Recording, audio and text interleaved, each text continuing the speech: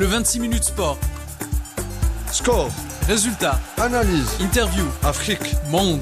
l'information au centre de l'événement. Un rendez-vous hebdomadaire. Pour développer l'actualité sportive africaine. 26 minutes sport. 26 minutes sport. Le sport dans tous ses états. Sur Ifriqiya FM. Sur Ifriqiya FM.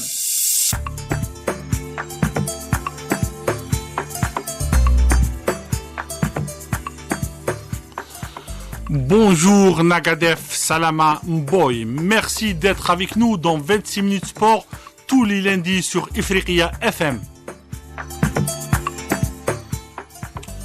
Au sommaire aujourd'hui, les Jeux africains de plage à Hammamet, la participation de nos chers pays à cette compétition. On reviendra aussi sur le salon africain du foot qui s'est passé à Abidjan.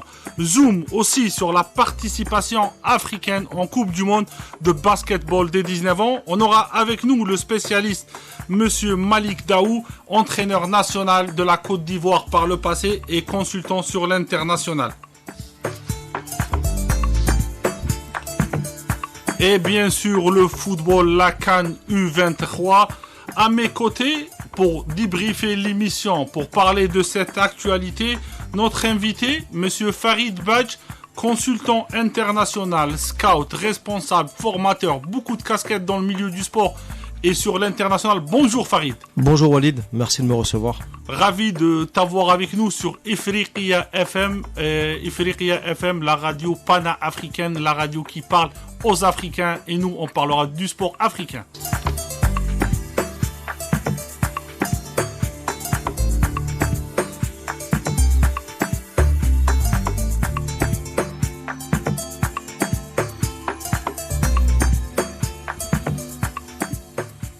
La ville de Hammamet en Tunisie, elle a accueilli les Jeux de plage africains. Grosse participation historique. Pour débriefer l'actualité de cet événement, on a le consulting de Monsieur Bachir Mokhtari, journaliste spécialiste de l'olympisme, qui a été, on va dire, notre consultant sur ce sujet-là. Bonjour Bachir, est-ce que tu peux nous parler de ces Jeux africains ?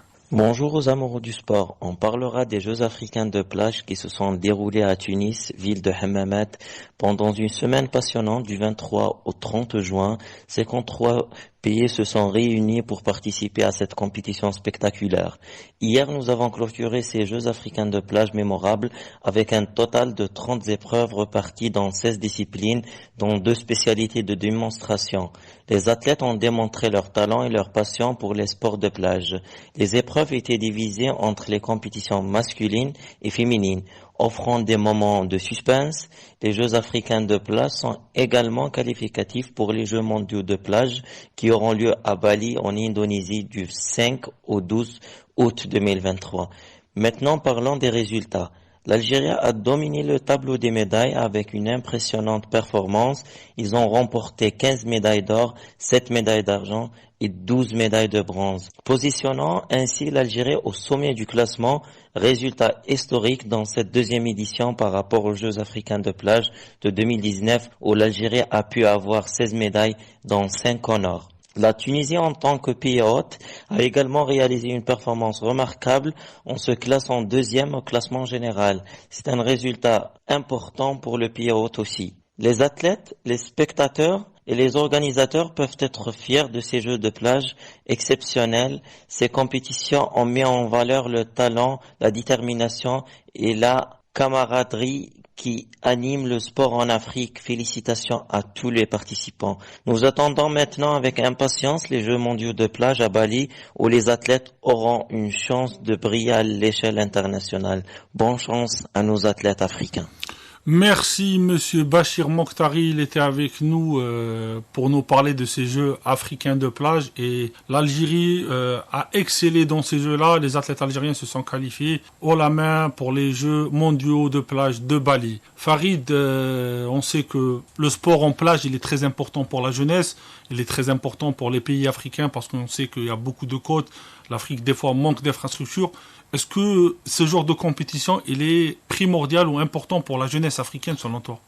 Alors je pense qu'effectivement c'est quelque chose de primordial pour donner de l'espoir aux jeunes Africains de continuer à se développer sur la partie du sport, sur leurs objectifs, sur la partie humaine, dans les liens humains entre les différents pays africains également. Et je pense aussi que ça va pousser les différents États à continuer à se développer, à continuer à développer les infrastructures, à former des gens pour instruire l'ensemble de ces jeunes talents sur le continent africain et pourquoi pas voir un jour l'ensemble ou un pays africain émergent qui permettra peut-être de gagner de nombreuses médailles sur les Jeux Olympiques mondiaux. Toi, le spécialiste, l'ancien footballeur, est-ce que tu penses que avoir des Jeux de plage en Afrique ou une Coupe d'Afrique, après on a eu la Coupe d'Afrique Beach Soccer, est-ce que intégrer le beach soccer dans ce genre d'événement, est-ce que le beach soccer peut être une solution pour le jeune africain? Est-ce que le football de sable, on sait que il y a beaucoup de déserts en Afrique, le Grand Sahara, le désert de Namibie, est-ce que tu penses que pratiquer un sport dans le sable est important ou est-ce que c'est une solution parallèle pour développer le sport chez nous en Afrique?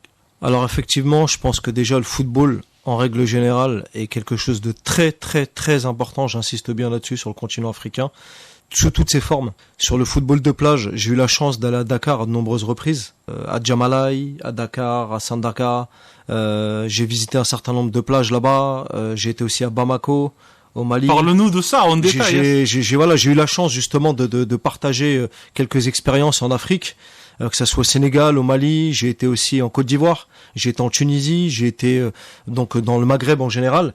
Et à chaque fois que j'ai été sur une plage, j'ai vu des jeunes jouer au foot. J'ai vu des jeunes jouer au foot sur un parking, sur du bitume. Et aujourd'hui, le football est le moyen universel de rapprocher les jeunes entre eux. Et surtout, je pense qu'il va pouvoir, en plus de rapprocher les jeunes entre eux, permettre de valoriser la discipline du beach soccer sur les différents pays africains. Nous sommes aujourd'hui à Alger, en Algérie. Pas plus tard qu'hier, je suis parti boire un verre au bord de la plage avec un ami et il y avait des jeunes qui jouaient encore pourtant il était tard, le soleil est en train de se coucher, mais qui jouent au football sur la plage. Donc aujourd'hui, le football est plus qu'un sport dans ces différents pays africains. C'est une passion, mais c'est aussi un mode de vie. Et aujourd'hui, si les jeunes, on leur donne les moyens, si on leur donne la possibilité de pouvoir s'exprimer, et de pouvoir développer, ne serait-ce que leur talent. Je reste persuadé qu'un jour, il y a un pays africain qui sera le porte-parole du continent africain pour le sport en général. D'accord. Et le sport pratiqué en plage, est-ce qu'il peut être une solution alternative au sport pratiqué dans des salles ou ce qu'on voit en Europe? Comme l'Afrique manque d'infrastructures, est-ce que ça peut être une première étape de pratiquer une activité sportive pour nos jeunes Africains? Bien sûr, bien sûr. Donc je pense qu'effectivement, ça peut être quelque chose qui permet de continuer à développer. On sait qu'il y a un manque d'infrastructures, mais au-delà des infrastructures, on sait aussi que la température en salle n'est pas en adéquation avec ce qu'il y a dehors. Exactement. Donc aujourd'hui, je dirais que la salle et l'infrastructure du jeune Africain en général, elle est dehors. Donc on a aussi ce manque, mais qui quelque part est aussi un bénéfice pour pouvoir s'exprimer à l'extérieur. Donc aujourd'hui, il faudrait, je pense, développer les infrastructures, mais en extérieur. On voit que l'Algérie a montré le modèle sur le pays africain, sur le continent africain, pardon. Même avec la Tunisie dernièrement avec Hammamet, où les jeux, ils étaient, on va dire, d'envergure mondiale. Exactement, exactement. On a vu plein de city-stades fleurir en Algérie, un peu partout, sur un programme football avec l'État algérien et je crois la FIFA, si je me trompe pas. Et ce que j'aimerais, c'est voir encore ces développements fleurir sur d'autres sports. Sur pourquoi pas le tennis, sur pourquoi pas des petites pistes pour faire de la course à pied, sur du cyclisme, sur du basketball, sur du handball. On peut faire énormément de choses dans le domaine aérien pour pallier à ce manque d'infrastructures en salle. D'accord, monsieur Farid. Abidjan, la semaine passée, avant-hier, avait accueilli le deuxième salon africain de football, où il y avait des intervenants et des personnalités internationales. On va avoir avec nous monsieur Jean Tanguy, le responsable du salon, le créateur du premier salon africain du football. Bonjour monsieur Jean Tanguy. Bonjour Walid et bonjour aux auditeurs de Ifriqiya FM, ravi d'être avec vous dans l'émission 26 minutes sport. Monsieur Tanguy, comment s'est déroulé l'événement du salon africain du football qui est passé à Abidjan? La deuxième édition du Salon africain du football a été une véritable réussite au regard des objectifs que nous nous sommes fixés, c'est-à-dire la mobilisation de tous les acteurs du football au niveau continental, la présence des autorités politiques, donc les ministres des Sports de Madagascar, de la RDC et de la Côte d'Ivoire, et au niveau de l'engouement populaire qui a pu donc avoir lieu à l'occasion de cette deuxième édition. Par rapport à la première édition, on fait une comparaison. Comment était la comparaison entre les deux éditions? Alors nous avons eu une édition nettement meilleure, hein, j'ai envie de dire, sur à tous les niveaux, la qualité des panélistes, la pertinence des interventions, la mobilisation des acteurs, du grand public. Nous sommes montés en puissance au niveau de tous ces éléments-là, et je crois que cette deuxième édition, au regard de tous les retours que nous avons eus, des observations et de toutes les analyses, a été véritablement satisfaisante, hein. Donc je peux dire que nous avons gagné le pari d'organiser la deuxième édition, mais surtout d'avoir un contenu de qualité qui a vraiment intéressé tous les acteurs, et je crois que ce n'est que partie remise, parce que les attentes au niveau du football africain sont énormes, et nous allons les poursuivre pour la troisième édition. Est-ce qu'on peut avoir en exclusivité où sera cette troisième édition, s'il vous plaît? Alors, la prochaine édition du Salon africain du football sera dans le mois de juin 2024, donc 6 mois après la CAN. Nous comptons en profiter pour faire une sorte de bilan d'après CAN en termes de retombées sur l'économie sportive, mais également en termes de retombées au niveau sportif même par rapport à cette compétition.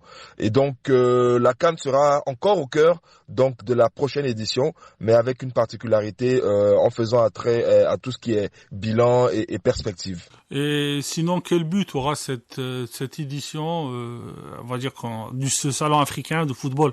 Alors, la prochaine édition du Salon africain du football a plusieurs destinations potentielles. Donc, nous sommes en train d'analyser les différentes propositions d'organisation. Mais très bientôt, vous saurez, tout le continent africain saura où se passera donc la prochaine édition. On vous remercie, Monsieur Jean Tanguy. Si vous voulez rajouter quelque chose, nos auditeurs africains, ils seront contents d'avoir d'autres informations sur le salon. Je remercie Africa FM qui nous a apporté un soutien inestimable en termes d'amplification médiatique, et à tous les acteurs qui sont venus donc d'un peu partout, notre partenaire Diambar du Sénégal, la République de Madagascar, le ministre des Sports de la Côte d'Ivoire, son Excellence Claude Poulain d'en haut, et le ministre Kabulo François Moana, qui est ministre des Sports de la République démocratique du Congo. En tout cas, merci à tous les acteurs, et restons mobilisés pour toujours apporter notre pierre au développement du football africain. Farid, on avait avec nous Monsieur Jean Tanguy, c'est lui, on va dire, le directeur ou le responsable de ce salon africain de football qui s'est tenu à Abidjan. Il y avait beaucoup d'acteurs, des académies, des clubs, des professionnels. Est-ce que tu penses que ce genre d'initiatives peuvent développer ou aider au développement du football en Afrique? Alors déjà, premièrement, j'allais lui dire bravo. C'est juste extraordinaire ce qu'il a pu faire. Il est en train de nous écouter. C'est juste extraordinaire. Donc bravo à vous. Franchement, je suis très admiratif et très fan de ce que vous avez fait. Vous avez fait quelque chose d'énorme, puisque faire le premier salon autour du football, c'est quelque chose de magnifique sur le continent africain. Je pense que c'est quelque chose qu'il faut développer. Il faut le soutenir dans ses différents projets. Il faut aussi peut-être, pourquoi pas, faire une sorte de caravane avec des étapes dans chaque pays africain, dans différentes capitales. Très bonne idée. Exactement, pour pouvoir montrer justement l'étendue de ce salon et ce qu'il apporte, puisqu'il y a différents métiers autour du football. On parle du joueur, on parle de l'entraîneur, mais il y a aussi des scouts, les analyses vidéo, il y a les dirigeants, on a aussi les éducateurs, on a le staff administratif, exactement, médical. Beaucoup de métiers qui sont méconnus dans le milieu du football, mais qui sont les petites mains et qui permettent justement de continuer à faire développer un club et de le stabiliser. On avait parlé de ce salon africain du foot. Demain, on aura d'autres événements mondiaux. Est-ce que toi, tu penses, toi qui as travaillé un peu dans l'événementiel, je crois aussi, est-ce que tu penses que faire ce genre d'événement dans un pays qui va accueillir une Coupe d'Afrique ou un salon, ça sera un test event, c'est une bonne idée, ou essayer de pas suivre cette Coupe d'Afrique selon toi? Alors, avoir travaillé dans l'event, je te remercie Walid. C'est pas vraiment, j'ai rien fait par rapport à cette personne-là qui est. Mais qui a fait, on sait que j'avais vu ce que tu as fait sur Internet, des formations, et on se connaît depuis assez longtemps pour pouvoir faire l'éloge de ton travail. C'est très gentil, très très gentil. Ça me touche énormément. Moi, je pense que sur les différentes coupes d'Afrique qui vont avoir lieu bientôt sur le continent et toutes les manifestations sportives, on parle de football, mais on peut parler aussi d'autres sports. Je pense qu'il est très important de s'inspirer et d'apporter des animations autour de ça, avec des salons, des formations, des découvertes avec des thématiques, des jeux éducatifs. Pourquoi pas amener tout un programme autour d'une Coupe d'Afrique sur un pays pour peut-être faire découvrir le sport, faire découvrir les différents métiers qu'il existe dans ce milieu-là, apporter des ouvertures à des inscriptions à des types de formations, des subventions peut-être. Ça peut être une idée aussi sur lesquelles l'État algérien et les différents États du continent africain peuvent travailler, mais pas que sur l'échelle du football, ça peut être aussi sur d'autres sports pour justement attraper,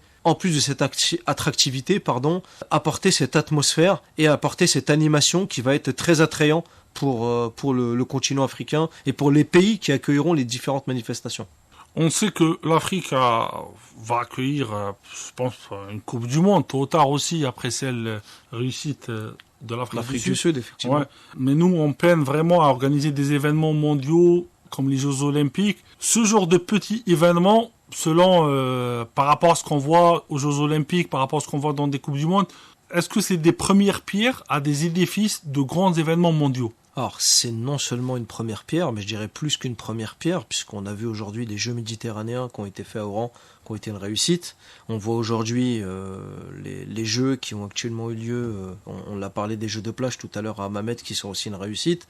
L'Afrique peut accueillir un jeu mondial dans les prochaines années à venir. On a l'exemple des pays du Golfe qui ont mis des moyens. Donc je pense que les pays africains peuvent s'unir et faire en sorte d'accueillir à travers une organisation, un développement, des futurs jeux, des futures coupes du monde de rugby, football, handball. C'est vrai que le rugby se développe beaucoup en Afrique. Se développe énormément. J'entends beaucoup parler du rugby algérien, par exemple. Ouais. J'entends parler de tunisien aussi. Voilà. Et au puis Sénégal, au Mali. Voilà, Sénégal. J'ai pu assister à un match, à travers une chaîne télévisée entre l'Algérie et le Sénégal. Mais je reste persuadé, on a le talent aujourd'hui. Le talent, c'est indéniable, on l'a. On a les gens, on a le talent, on a les formateurs, on a tout ce qu'il faut. Il nous manque juste des infrastructures et des moyens.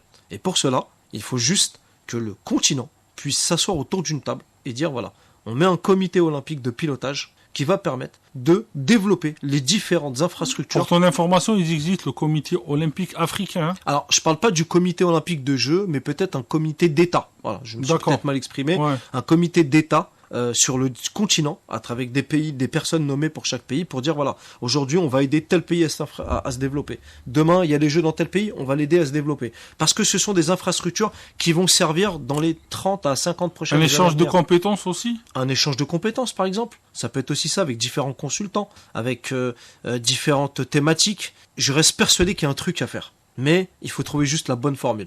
Farid, on va revenir au football pour parler après de la CAN U23. L'Algérie va accueillir aussi les Jeux arabes à partir du 5 juillet. Il y aura des pays africains qui vont participer à cette compétition, ces mini-jeux olympiques entre pana-arabe et pana-africain. Ça démarra le 5 juillet. Les villes algériennes. Jour important. Ouais, jour important, jour d'indépendance pour notre État.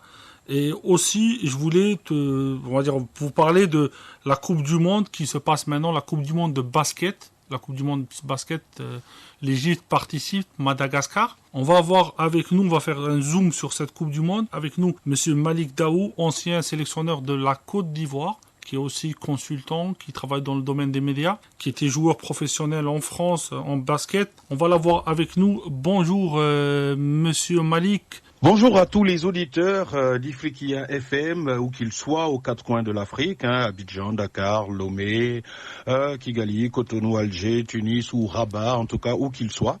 Je suis Malik Daou, je suis journaliste sportif, je suis consultant sportif aussi. Voilà, c'est un honneur en tout cas pour moi de pouvoir répondre à quelques-unes de vos questions. Merci Monsieur Malik de faire la présentation. Vous m'avez évité de parler de ce sujet-là. Comment se déroule cette Coupe du Monde en Hongrie pour nos sélections africaines ?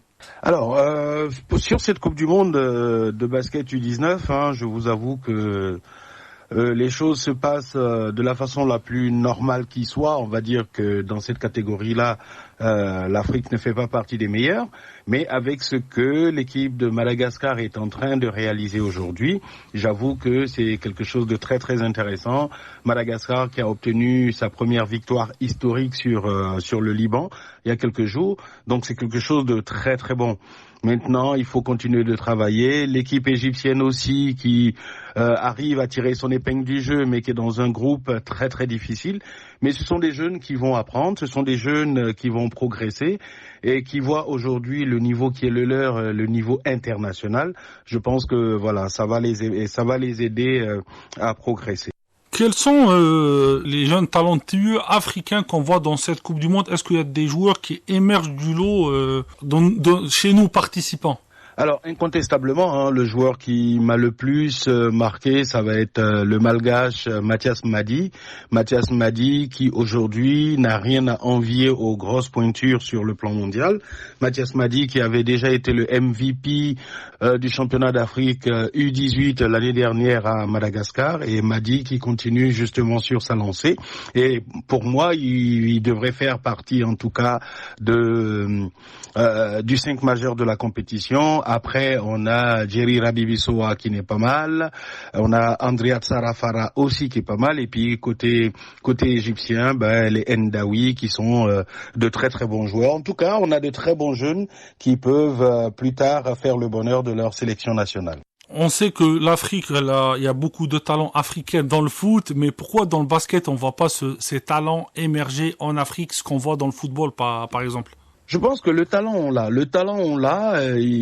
Notre gros problème en Afrique, c'était le problème de détection, le problème de formation, et puis l'exposition de ces talents. Aujourd'hui, l'Afrique a 2 académies NBA.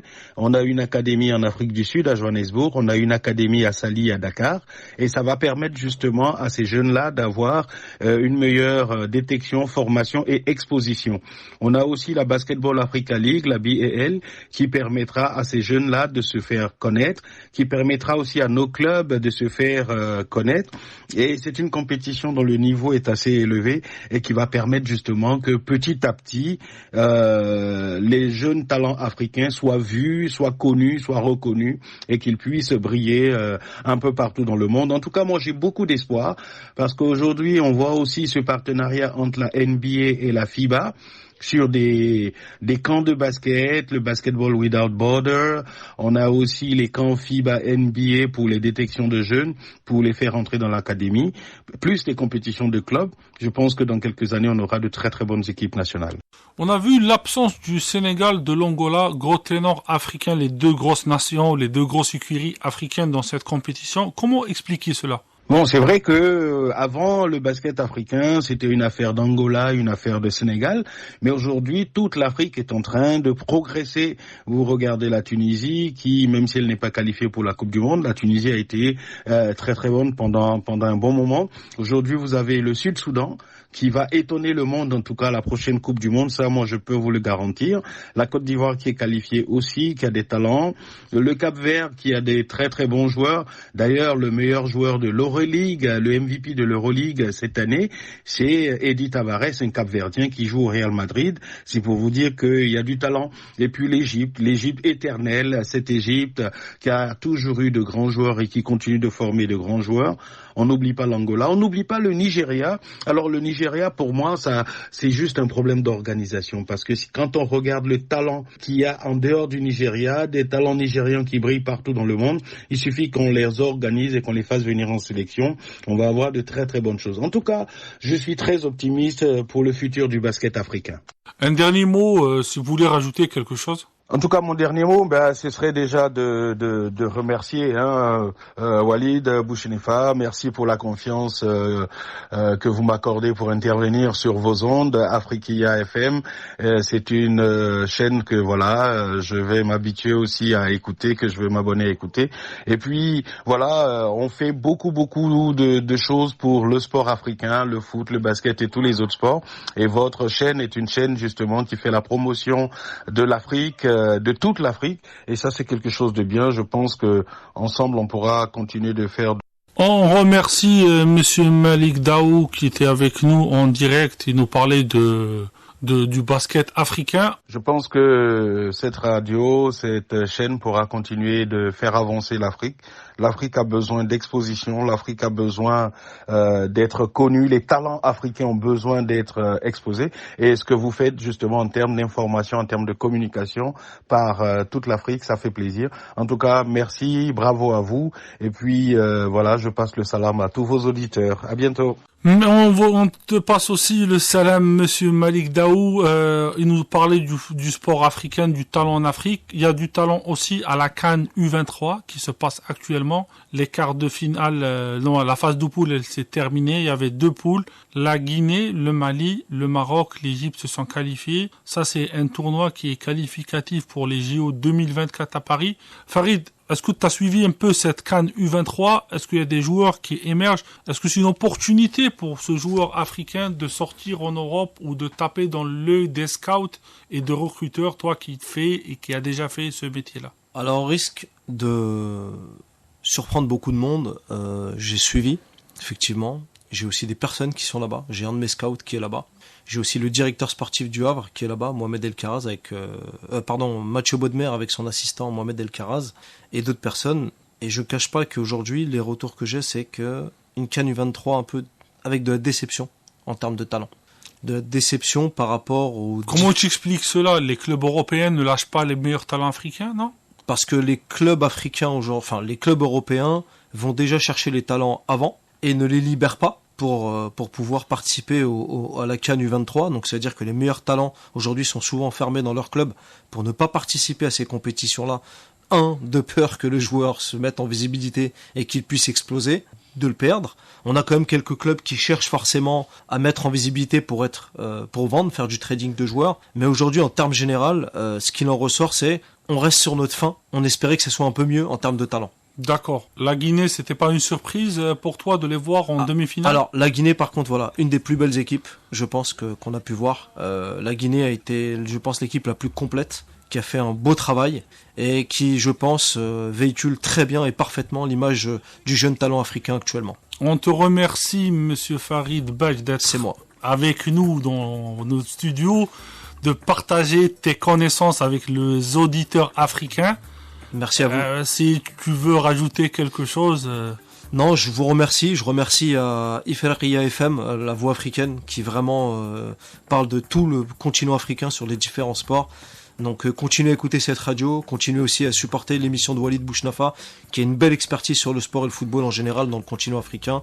Et on espère un jour avoir un pays africain qui sera vainqueur de la Coupe du Monde de football. Je te remercie Farid, ça me tenait à cœur de souhaiter une bonne fête pour les journalistes sportifs. Hier, le 2 juillet, c'était la journée internationale des journalistes sportifs. Bonne fête à mes amis de toute l'Afrique, de Dakar à Abidjan, de Niamey à Alger, en passant par Johannesburg. Bonne fête à tous les journalistes sportifs africains.